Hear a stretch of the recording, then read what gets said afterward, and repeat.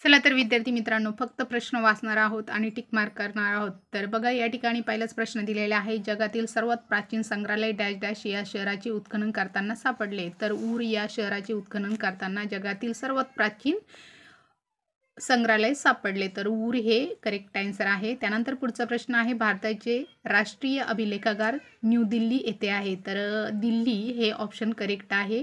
भारताचे राष्ट्रीय अभिलेखागार या ठिकाणी आहे. तर अभिलेखागार म्हणजेच काय, तर ज्या ठिकाणी प्राचीन किंवा जुने डॉक्युमेंट्स वगैरे, जुन्या फिल्म्स वगैरे ठेवलेल्या असतात, त्याला अभिलेखागार असे म्हणतात. तर ते दिल्ली या ठिकाणी आहे. त्यानंतर पुढचा प्रश्न आहे, भारतातील डॅश डॅश हे शहर Srishti institute of art design and technology या संस्थेत जनासाठी इतिहास या विषयातील संशोधनाचे काम चालते. तर बेंगळुरू या शहरात Srishti institute of art design and technology या संस्थेत जनासाठी इतिहास या विषयातील संशोधनाचे काम चालते. त्यानंतर पुढचा प्रश्न आहे, डॅश डॅश ही विज्ञान आणि इतर सर्व ज्ञान शाखेची जननी मानली जाते.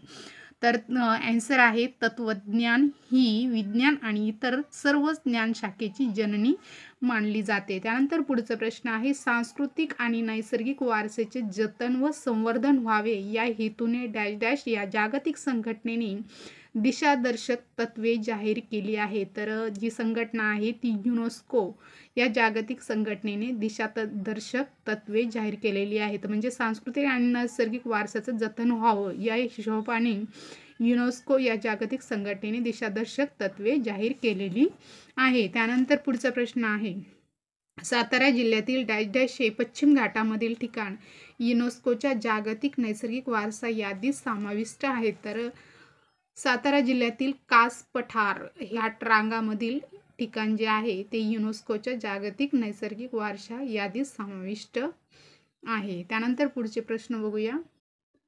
चला तर पुढचा प्रश्न आहे, चित्रकला आणि शिल्पकला यांचा डॅश डॅशमध्ये समावेश होतो. तर दृककलामध्ये समावेश होत असतो. चित्रकला आणि शिल्पकला या दिसत असतात, त्याच्यामुळे दृककलेमध्ये त्यांचा समावेश होतो. त्यानंतर पुढचा प्रश्न आहे, मथुरा शिल्पशैली डॅश डॅश काळात उदयाला आली. मथुरा शिल्पशैली तर कुशाण पिरियडमध्ये किंवा कुशाण काळात उदयाला आली. ललित कलांना डॅश डॅश असेही म्हटलं जातं. तर ललित कलांना अंगिक कला असेही म्हटलं जातं. ललित कलांना अंगिक कला असे म्हटलं जातं. त्यानंतर पुढचा प्रश्न आहे, ठाणे जिल्ह्यातील जीवा स्वाम्या म्हशे यांचा डॅश डॅश चित्रकला लोकप्रिय करण्यात मोठा वाटा आहे. तर वारली पेंटिंग म्हणजे वारली चित्रकला ठाणे जिल्ह्यातील जीवा सोम्या म्हशे यांच्या चित्रकला लोकप्रिय करण्यासाठी मोठा वाटा आहे. तर जी पेंटिंग होती ती वारली पेंटिंग होती.